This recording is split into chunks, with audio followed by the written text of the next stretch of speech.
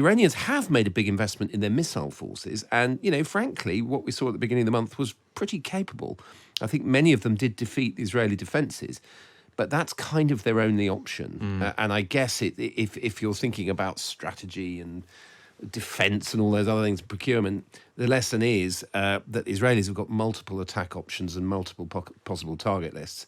The Iranians have got very few now. I'm joined by Mark Urban, as I am every Monday, as he talks us through the big foreign policy, diplomatic and defence stories. Welcome back, Mark. It's a pleasure. Good morning. Let's start with Iran. Iran's supreme leader gave a measured response to Israeli strikes on Iranian territory and didn't pledge any immediate retaliation, giving some hope that the escalation between the two nations might cool a bit. Mark, is Iran being sort of muted here because the strikes were what they expected and not too bad, or because the strikes were so bad and they don't want any more of them? I think they're being muted because if you try to think one or two steps ahead, hitting back looks very problematic for them. If, for example, they were to send a couple of hundred missiles, as they did at the start of this month, and this time target Israel's power stations, airport, chemical work, all that sort of stuff, they could do that, and they could cause big damage to Israel if they wanted to. So they still have that. But that's all they've got. So the Israelis in that situation would have a whole array of options, from causing massive economic damage back to Iran in return, hitting their nuclear facilities, hitting leadership targets, and ultimately, if this thing escalated completely out of control, going nuclear. So the Israelis have a whole array of options. Iran has a smaller and smaller number. And that's what you call escalation dominance in the military. That the Israelis are now forcing the Iranians to face a load of bad choices if they really want to keep this going. The other thing I think one can say about this, the spin the Israelis put on this was very much, okay, we're done now. This is it.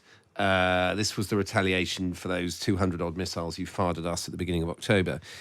But I think one can also see what they did as a sort of shaping phase for further strikes on Iran. So if you take out lots of the air defense, the surface-to-air missiles, which they did, to punch holes in the network, and you take out their ability to make new long-range missiles to hit Israel back, all of that, of course, forces the Iranians to confront the fact that if the Israelis want to come again in a week's time to bomb them, it'll be that much easier because they've already taken out a lot of the surface-to-air missile defences.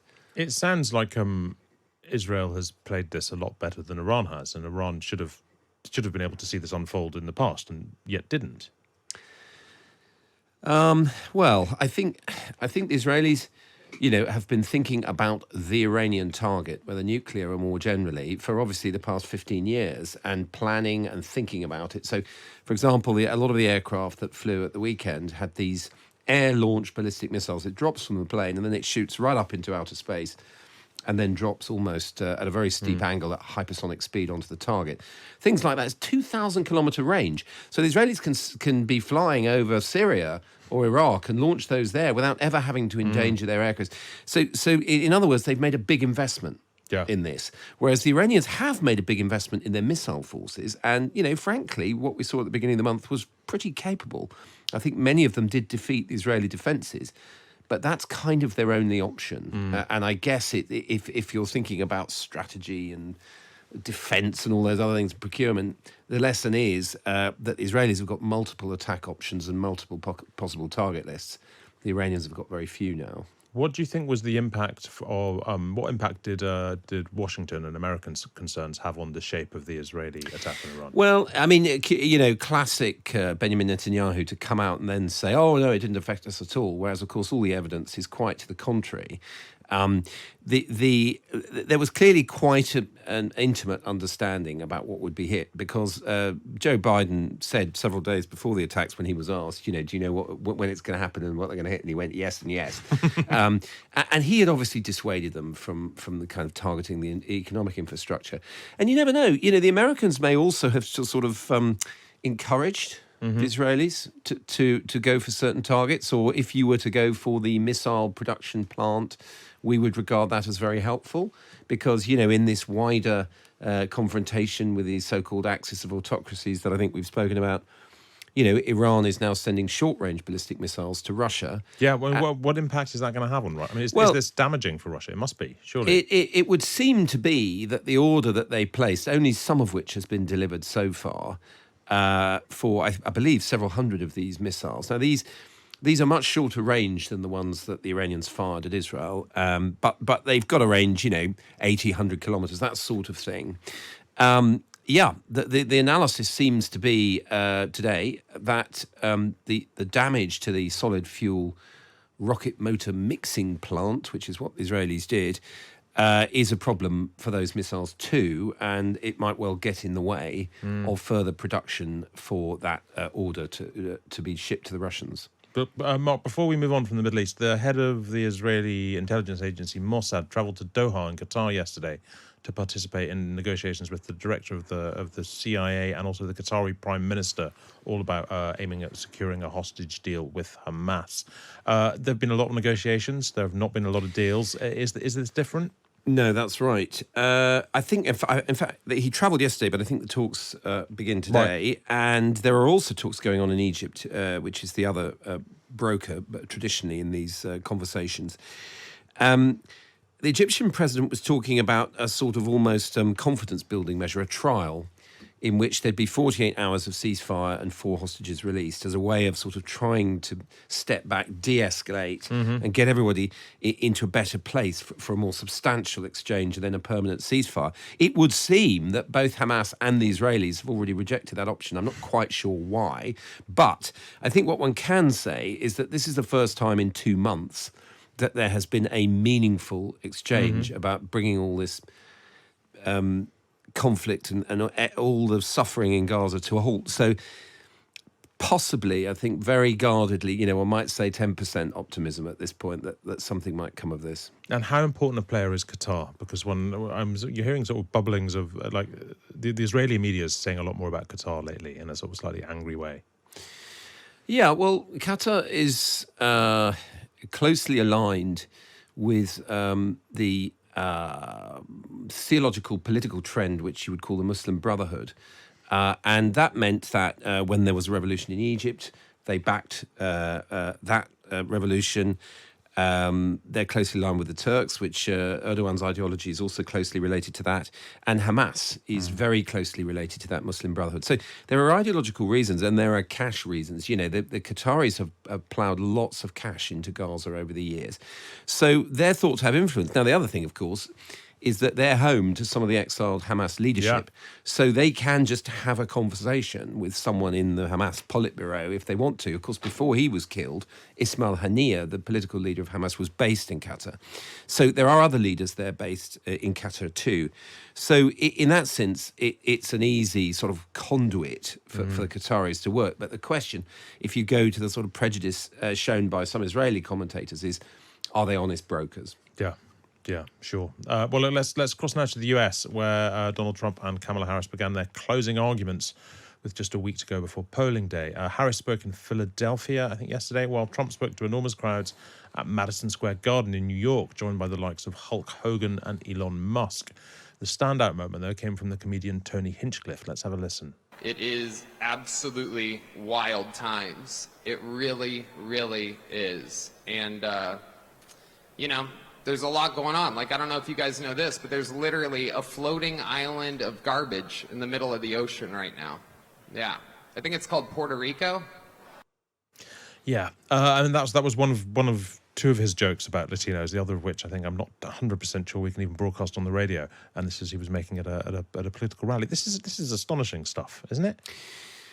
It is. I mean, very interestingly, I was just reading before I came in a tweet by Pete Buttigieg. I'm mispronouncing that probably, but a former Democratic presidential contender who said, this is bait.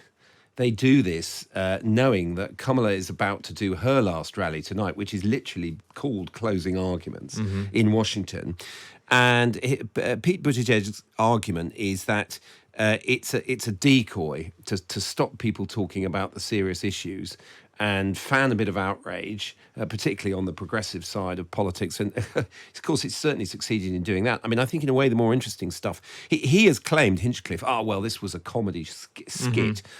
But I mean, there was plenty from the platform, Stephen Miller, the very close political aide to Trump, including during his first term, who came out with this America for the Americans type thing, classic nativist, right-wing kind of slogan, and some of the other speakers as well. And, Trump himself really playing on this sensitivity about immigration, claiming all kinds of dark things about the state of the nation. So, I mean, there was plenty there to upset and inflame opinion, particularly on the progressive side of the argument.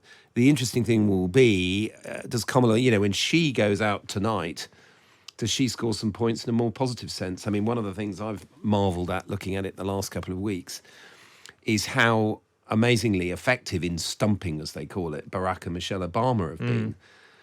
But they're not the ones running. It's like they've slightly shown her up by just how good they've been. I mean, I guess it's sort of one thing to sort of for it to be bait for the liberal establishment, but Trump is also he is trying to get sort of Latino, Hispanic voters as well. I mean, you think that's got a extraordinary in that context. Wonderful. No, absolutely, and many Republicans, particularly the more traditional pre-alt-right Trumpian kind, would have told you that, in the years of George Bush.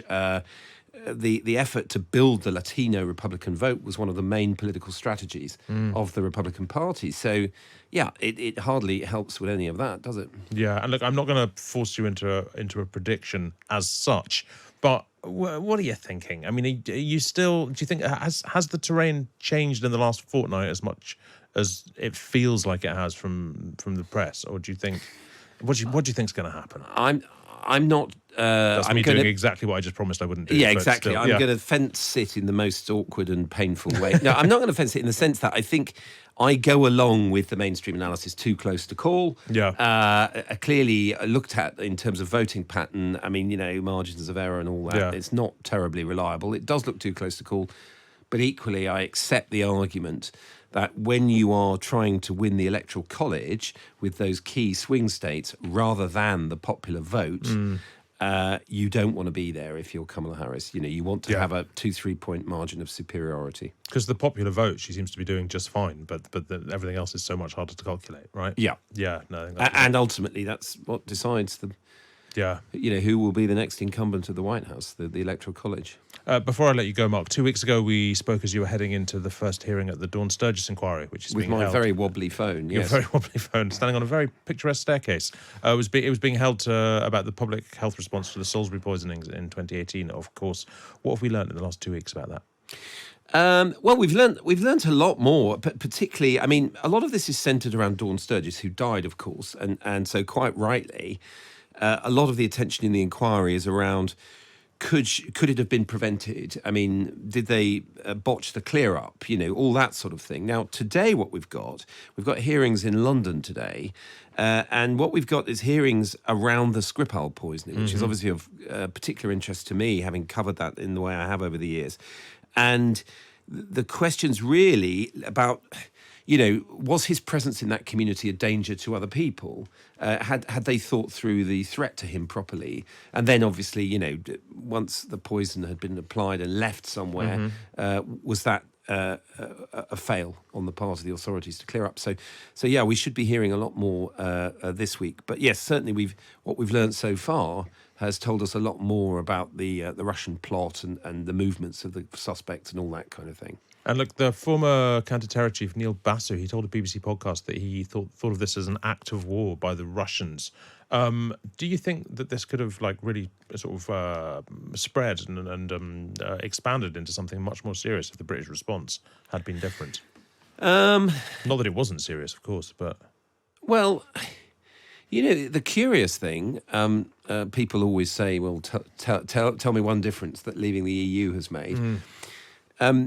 The UK couldn't get the kind of sanctions and response to Russia that it wanted to because it couldn't get agreement in the EU at the time. So it was always going to be contained, and obviously the main effort was put on clearing out Russian intelligence officers from embassies and consulates around the world, and there was quite a response to that, including in Europe. I I think at the time, it is interesting how much less fraught this relationship was. I mean, I can remember many people sort of saying, doubters, including those on the Corbynite wing of the Labour Party, we don't find this convincing. Why would Putin do something like this? Whereas now we know a lot more about Putin, and we don't assume that he necessarily behaves in a sort of decent or rational way. And the Navalny poisoning, everything that's happened in Ukraine leads people to take a far less charitable view. So yeah, could it have been much more serious? I think it was contained diplomatically at the time, but in the end, the relationship itself has deteriorated because of all these other things. Yeah, indeed. Thank you very much indeed, Mark Urban. Always a pleasure.